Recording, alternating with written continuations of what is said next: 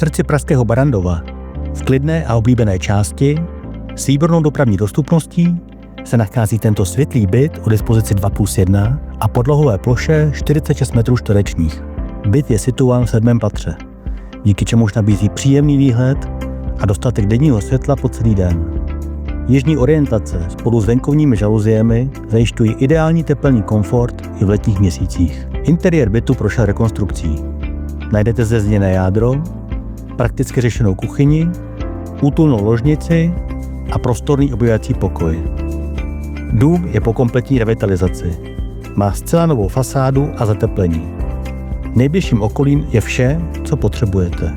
Zastávka tramvaje a autobusu, obchody, školky, škola i dětské hřiště. A jen pár kroků odtud se otevírají přírodní krásy Prokopské údolí. Tento byt je ideální volbou pro vlastní bydlení i jako zajímavá investice v jedné z nejžádanějších částí Barrandova.